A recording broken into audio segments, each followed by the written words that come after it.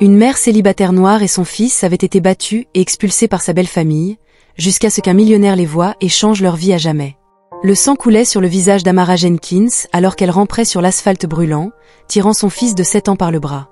Le petit Nathan pouvait à peine marcher, son visage était gonflé à force de pleurer, une profonde coupure sur son front saignait encore, sous le soleil impitoyable de 40 degrés Celsius du désert de l'Arizona.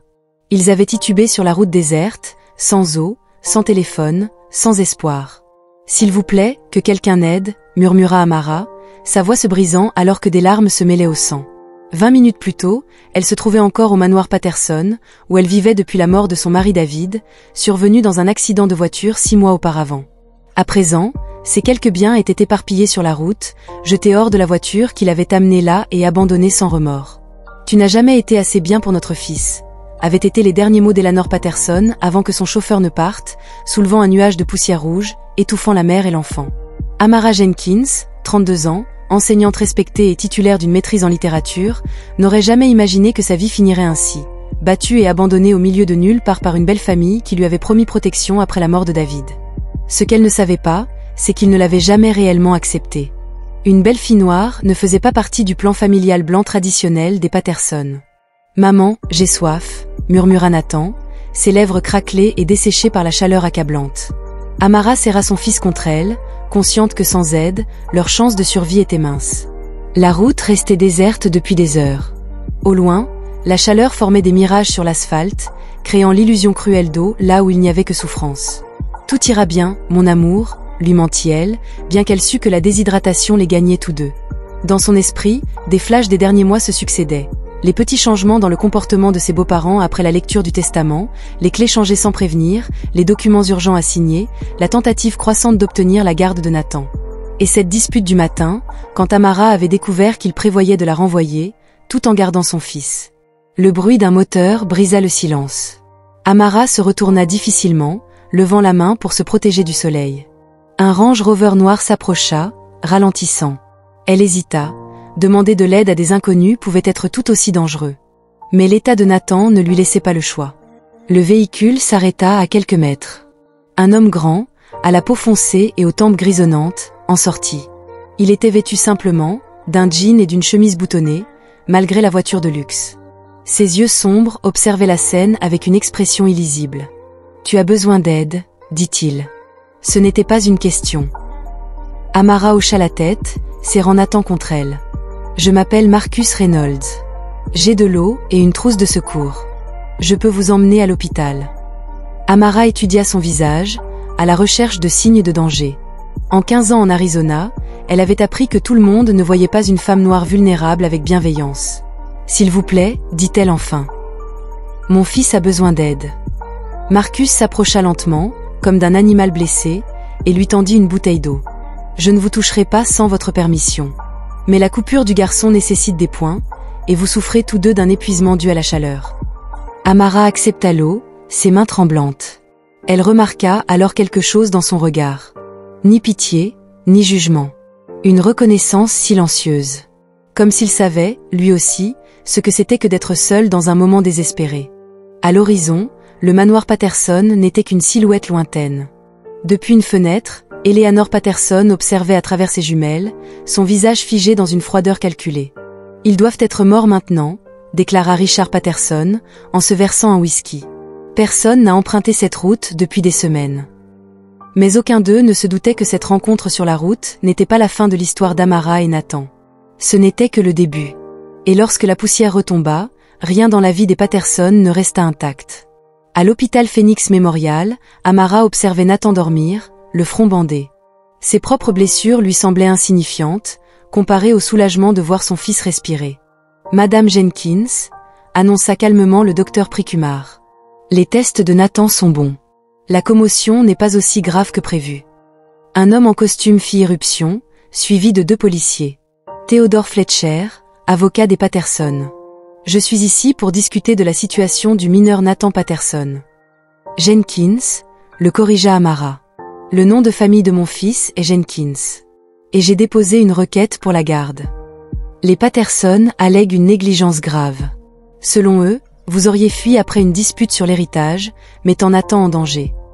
Messieurs, intervint Marcus Reynolds. Cette femme et son fils sont en soins médicaux. La loi de l'Arizona exige 48 heures avant toute procédure.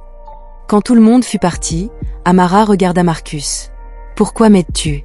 Tu ne me connais même pas. Il y a 20 ans, personne ne s'est arrêté pour ma sœur.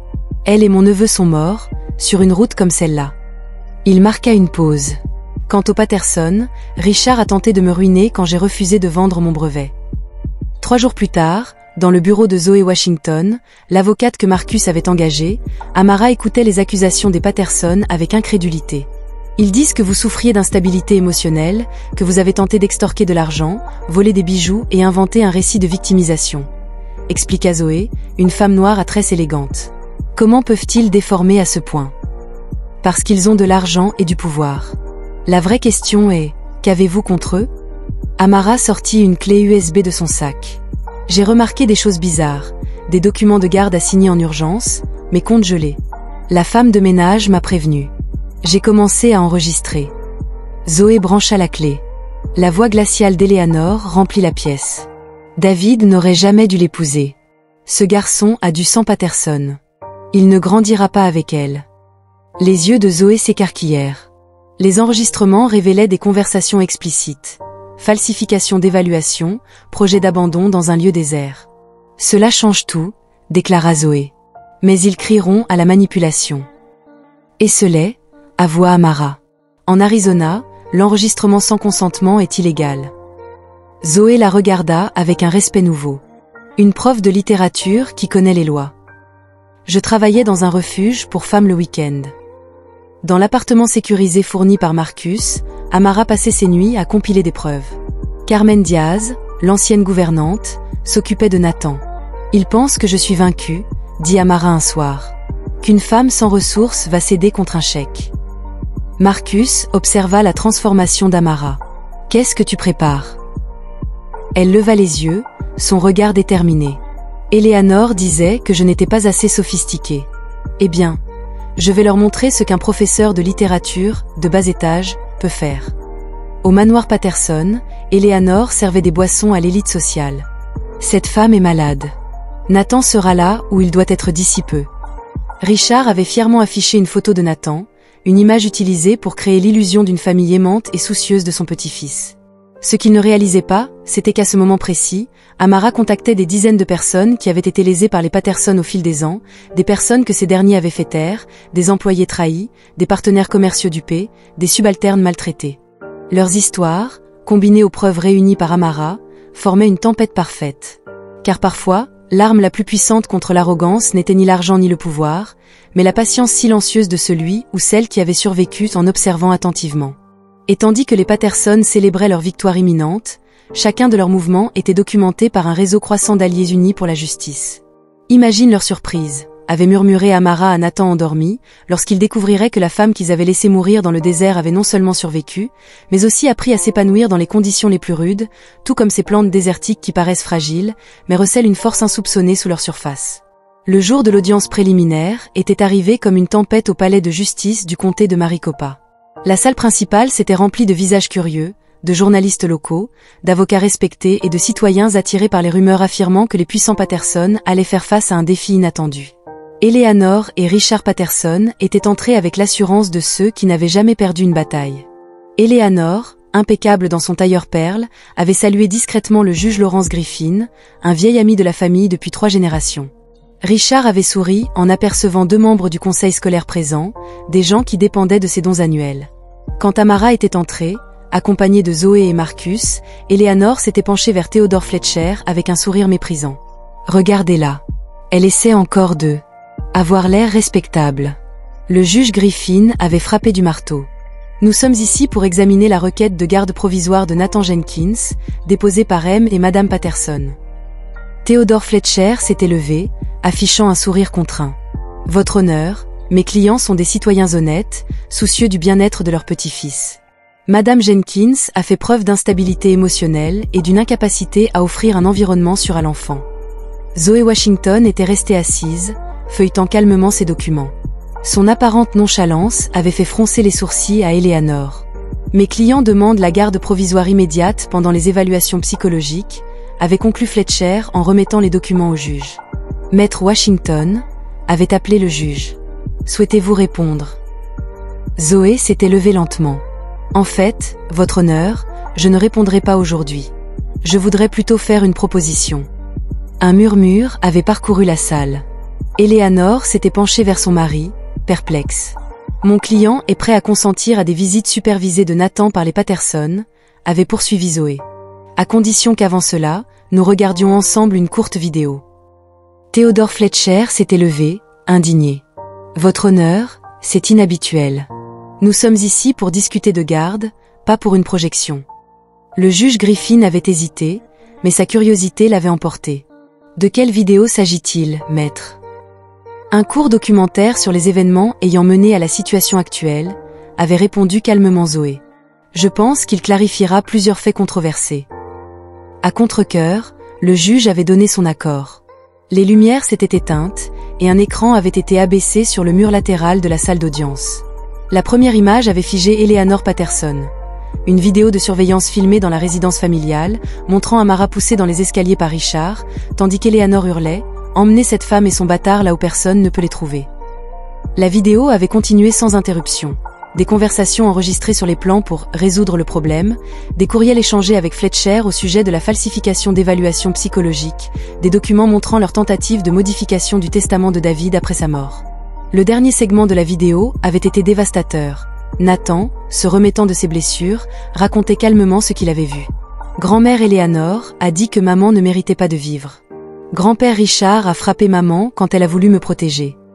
Les lumières s'étaient rallumées. Eleanor était aussi pâle que la craie. Richard fixait le sol. Theodore Fletcher avait desserré sa cravate, visiblement ébranlé. « Votre honneur » avait repris Zoé. « Nous souhaitons porter plainte contre Eleanor et Richard Patterson pour tentative de meurtre, agression, falsification de documents et obstruction à la justice. » Le juge Griffin, bouleversé, avait ajusté ses lunettes. « Maître Fletcher, vos clients ont-ils quelque chose à dire ?» Fletcher était resté bouche bée. Eleanor avait tenté de se lever, mais ses jambes l'avaient trahi. Richard avait fini par s'exprimer. Ce ne sont que des mensonges, de la manipulation numérique. C'est à ce moment que la porte de derrière s'était ouverte. Carmen Diaz était entrée, suivie de 3 anciens employés des Patterson. « J'ai tout vu, votre honneur », avait déclaré Carmen avec dignité. « Et je ne suis pas seule. » Moins d'1 heure plus tard, Eleanor et Richard Patterson avaient été escortés hors de la salle d'audience, placés en garde à vue. Les journalistes avaient braqué leurs caméras, immortalisant la chute des intouchables de Phoenix. Dans le couloir silencieux, Amara était restée assise, légèrement tremblante. Marcus s'était assis à côté d'elle, sans la toucher, se contentant de lui offrir sa présence. « Comment avons-nous réussi cela ?» demanda-t-elle doucement. « Nous n'y sommes pas parvenus, » répondit Marcus. « C'est vous qui l'avez fait. Votre courage a tout enregistré, votre intelligence a monté ce dossier. Je n'ai fait que fournir les ressources. Vous avez élaboré la stratégie. » Dans le bureau privé du juge Griffin, une enquête avait déjà été lancée sur ses liens avec les Patterson. Au commissariat, Theodore Fletcher négociait son immunité en échange d'informations sur les crimes passés des Patterson, notamment la vérité sur l'accident ayant coûté la vie à David. Toute la ville racontait alors comment un professeur noir, que tout le monde croyait sans chance face à une dynastie centenaire de Phoenix, avait non seulement survécu, mais aussi révélé des décennies de corruption, de préjugés et de crimes dissimulés. Pendant ce temps, devant le palais de justice, Nathan jouait avec d'autres enfants, inconscient de la tempête qui venait de passer. Son rire cristallin résonnait dans l'air, comme si les ombres avaient enfin été bannies de sa vie. « Vous savez ce qui m'a le plus impressionné ?» commenta Marcus. « Regardez Amara. À aucun moment vous n'avez agi par vengeance, seulement par justice, par protection. » Amara avait observé son fils jouer, puis les gros titres qui circulaient déjà sur les téléphones portables autour d'elle. La dynastie Patterson s'effondre. Tentative de meurtre révélée par une mère célibataire. Il y a 2 sortes de personnes dans ce monde, répondit-elle doucement. Ceux qui croient que le pouvoir consiste à écraser les autres, et ceux qui comprennent que la vraie force consiste à rester entier, même lorsqu'ils tentent de vous détruire. Sur la ligne d'horizon de Phoenix, les silhouettes des gratte-ciel brillaient sous le ciel orangé du coucher de soleil, tandis qu'un nouvel ordre commençait à se dessiner. Les puissants et les intouchables regardaient désormais autour d'eux avec nervosité, se demandant qui d'autres détenaient des secrets comme Amara, qui d'autres avaient été réduits au silence, étaient sur le point de trouver sa voie. Et au cœur de cette transformation se trouvait une femme qui, laissée pour morte sous le soleil brûlant du désert, avait non seulement survécu, mais appris à utiliser ce même soleil pour éclairer des vérités que beaucoup auraient préféré garder dans l'ombre. 2 ans s'étaient écoulés depuis ce jour au tribunal qui avait tout changé. Le manoir qui appartenait autrefois aux Patterson était devenu un centre de soutien pour les femmes victimes de violences conjugales et de préjugés raciaux. Amara, vêtue d'un élégant tailleur bleu marine, guidait un groupe d'avocats bénévoles dans les couloirs où elle avait autrefois marché, terrorisée. « Soyez-en sûrs », expliquait-elle, « lorsque ces femmes viennent nous voir, elles ont déjà essuyé un refus d'au moins 5 institutions différentes. Notre mission n'était pas seulement d'offrir un abri et une assistance juridique, mais de leur rendre ce que le monde avait tenté de leur voler, la dignité. » Dans l'ancien bureau de Richard Patterson, aujourd'hui transformé en bibliothèque juridique, Nathan, âgé de 9 ans, aidait d'autres enfants à faire leurs devoirs. Son talent pour les mathématiques et les sciences s'était épanoui dans son nouvel environnement scolaire, libéré du fardeau d'être le petit-fils des Patterson.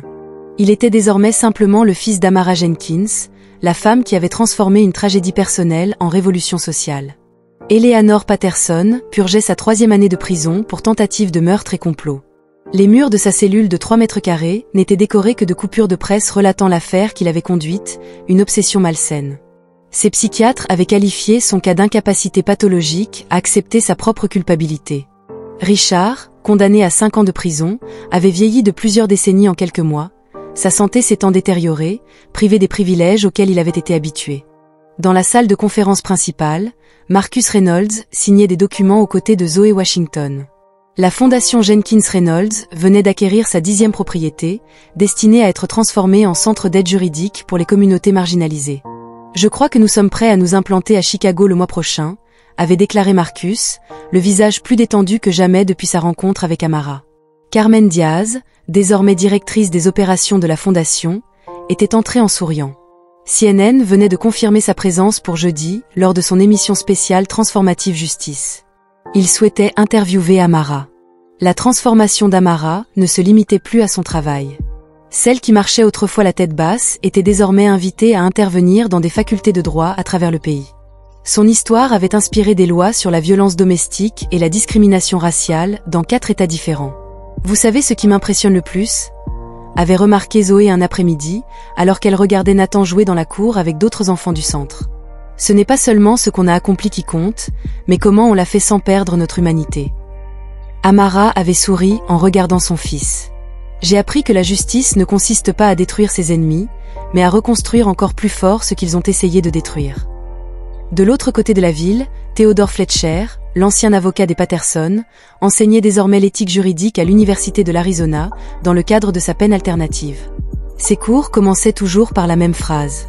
J'ai appris à mes dépens que la frontière entre représenter un client et devenir complice est plus ténue qu'on ne le pense. Par un chaud après-midi de printemps, Marcus et Amara se promenaient dans les jardins du centre, discutant de projets d'agrandissement. Leur relation s'était développée naturellement. D'abord comme alliés, puis comme amis, et enfin comme partenaires dans tous les sens du terme. « Tu as transformé la tragédie en but », avait observé Marcus. « Sais-tu combien de vies ont changé parce que tu as décidé de te battre au lieu d'accepter ce qu'ils t'ont fait ?» Amara avait marqué une pause, réfléchissant. « Parfois, je me demande ce qui se serait passé si tu ne t'étais pas arrêté sur cette route. »« Tu aurais trouvé une autre voie », répondit Marcus avec conviction. « C'est toujours le cas. » Ce soir-là, une lettre était arrivée au centre. Le cachet de la poste indiquait le pénitencier d'État de l'Arizona.